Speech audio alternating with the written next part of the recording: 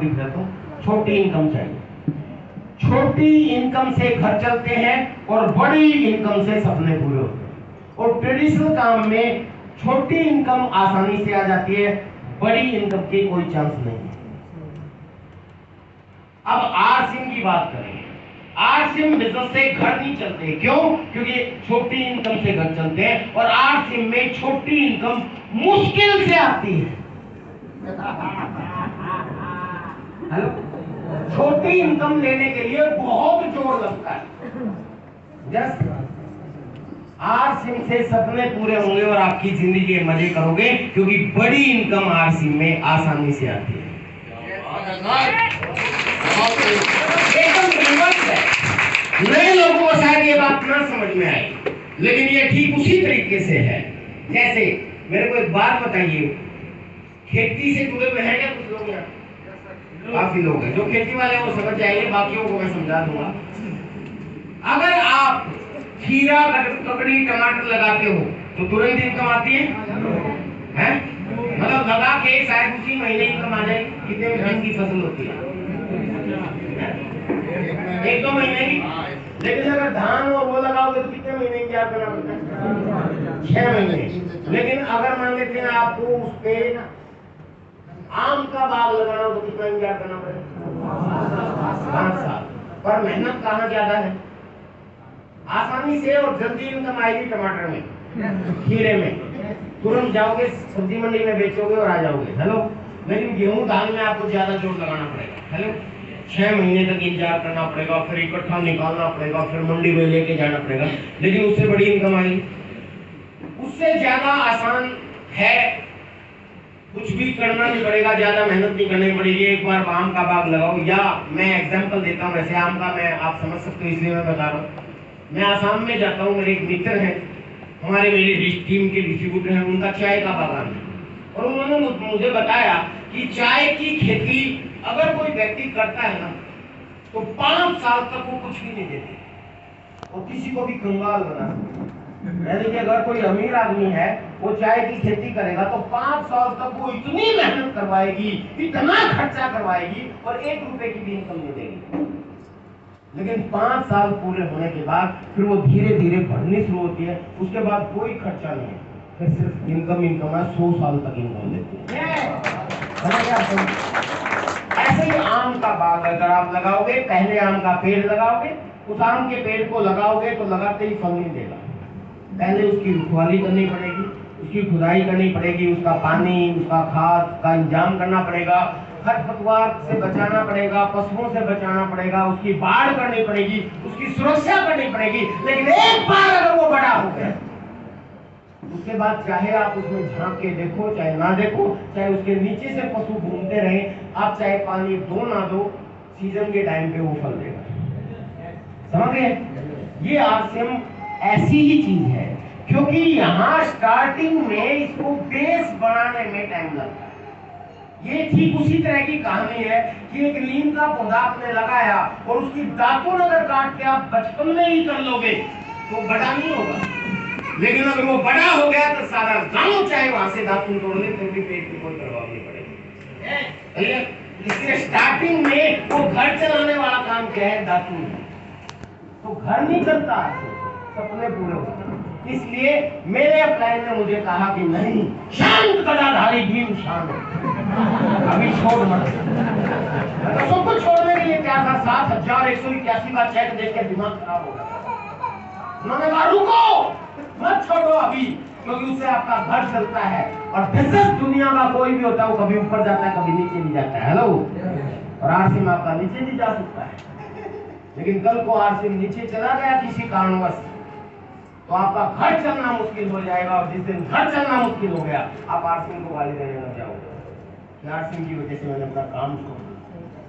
और ये मेरे क्लाइंट ने बहुत अच्छी बात की और मैंने फिर काम स्थगित कर दिया कि नहीं, मैं काम के साथ साथ आरसीएम करूंगा। और यही हुआ सर। 7,181 के बाद उससे अगले महीने का चेक था मेरा 3,448 रुपये। अगर मैं घर छोड़ देता, दुकान छोड़ देता, मतलब अपना क्या कराटे और कंप्यूटर छोड़ देता तो 3,000 में मेरा क्या होता है? प्रॉब्लम हो जाती। लेकिन माय डियर फ्रेंड, धीरे धीरे पार्ट टाइम अपने काम के साथ साथ मेरे अपनाई ने कहा कि इस आरसीएम में सपने पूरे होंगे, आप मैक्सिमम टाइम निकाल के इस सिस्टम में देना शुरू करो, अपना काम मत छोड़ो। जिस दिन काम छोड़ने की बात आएगी, आपको आपकी इनकम से ज्यादा इनकम यहाँ से आने शुरू हो जाएगी और आप टेक्निकल अचीवर बन जाओगे, जहाँ पे जाने के बाद फाइनेंशियल फ्रीडम की अनुभूति आपको होना शुरू हो जाएगी। तब हम कहेंगे आप फुल टाइम करना शुरू। और वही हुआ सर, पार्ट टाइम करते करते मैं रॉयल्टी पे पहुंच गया। अभी रॉयल्टी अचीवर आए थे आपके बीच में, एक छोटा पद मैंने काउंट किए थे, 20 से ज्यादा थे। रॉयल्टी अचीव करना सर, माफ करना, सबको बता रहा हूँ, कोई मुश्किल बात नहीं। 3.5 लाख का टोटल टर्नओवर एक तरफ और मात्र 15 का होती है, आप रॉयल्टी अचीवर हो जाते हैं। हेलो राजा आरसीएम में गुड मॉर्निंग से लेके गुड नाइट तक, रसोई से लेके बाथरूम तक, ऊपर से लेके नीचे तक और अंदर से लेके बाहर तक सारे प्रोडक्ट्स, और ये खरीदने से आपको टर्नओवर मिलता है, ऐसा ही है ना। तो आराम से अगर आप थोड़ी सी भी मेहनत करते हैं तो रॉयल्टी अचीवर बन सकते हैं। और वो हो सकता है किसी के घर में कोई शादी आ गई, उसने शादी का सामान खरीद दिया, उससे भी रॉयल्टी बन सकता है। क्योंकि एक शादी में हमारे उधर तो 2-4 लाख का सामान वैसे ही यूज हो जाता है। हेलो बाहर आरसी में सब कुछ है, उसमें भी रॉयल्टी अचीव हो जाए। लेकिन सबसे बड़ा जोर लगता है टेक्निकल अचीव। मुझे याद है ये विजय विरोधिया जब रॉयल्टी में था तो टेक्निकल बनने के लिए 3 महीने तक लगातार स्टार्ट लेनी चाहिए, ये सुनो। और उसके लिए आपको मेहनत करनी पड़ती है, आपका पौधा जो नेटवर्क रूपी पौधा है उसको लगाना पड़ता है, ये सुनो, संभाल के रखना पड़ता है, जब जाके आप टेक्निकल अचीवर होते हैं और आपके पास फाइनेंशियल फ्रीडम जैसी इनकम आती है 40,000 प्लस। मैं उसके लिए जूझ रहा था। मुझे याद है कि जब मैं रॉयल्टी पे पहुंचा, 1 साल लगा मुझे रॉयल्टी से टेक्निकल पे जाने, क्योंकि समय नहीं दे पाता था। कहा जाता है जितना गुड़ डालोगे उतना मीठा बनेगा, जानते हैं आप? आरसीएम में भी जितना काम करोगे उतने रिजल्ट आएंगे। काम करोगे तो रिजल्ट आएंगे, नहीं करोगे तो रिजल्ट नहीं आएंगे। पहले ही बता रहा।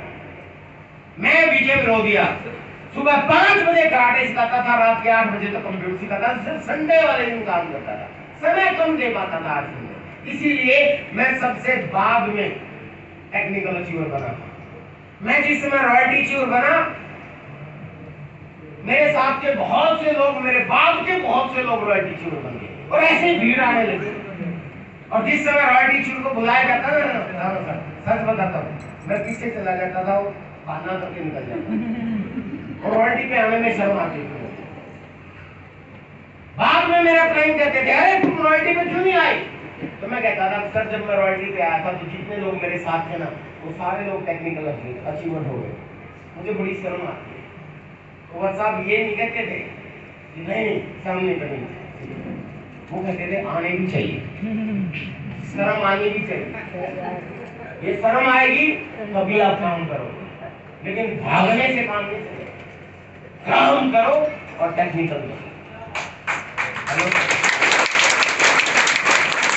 जो बहुत दिलाया वक्त साहब ने, सर बहुत मेहनत की, स्टार प्लेटिनम बन गया ये विजय। मुझे लग रहा था इस बार मैं टेक्निकल बन जाऊंगा, लेकिन ऊपर वाले को कुछ और ही मंजूर था। बहुत चैलेंज देता था। मेरे डाउनलाइन में एक लीडर है साबुद्दीन खान, सफायर अचीवर है, मेरे दोस्त थे वो, मतलब बचपन के दोस्त। वो बहुत अच्छा डायलॉग देते हैं। वो बोलते हैं कि जो ऊपर वाला है ना, सब उसकी मर्जी के बगैर पत्ता भी नहीं हिलता। जानते हैं आप सब लोग? वो ऊपर वाला, आप कुछ भी बोल दो, ये तो राजनीति की, और हम हमारी आपस में राजनीति की ऐसी कैसी होगी कि उसको अलग अलग नाम हमने दे दिए, इंसानों ने दिए। ये भगवान, खुदा, गॉड, ईश्वर, वाहेगुरु, कुछ भी आप बोलते हो, वो है एक ही। तो जो ऊपर वाला है उसकी मर्जी के बगैर पत्ता भी नहीं हिलता। तो साबुद्दीन जी एक बहुत अच्छा एग्जाम्पल देते हैं। वो कहते हैं कि आप जब गर्मियों में 100 रुपए का एक घड़ा खरीदते हो, अभी मैं आ रहा था रास्ते में बेच ले, आप नहीं देते घड़ा समझते हैं, मटका। वो कहते हैं मटका खरीदते हो ना, तो उसको खरीदने से पहले उसको बजा बजा के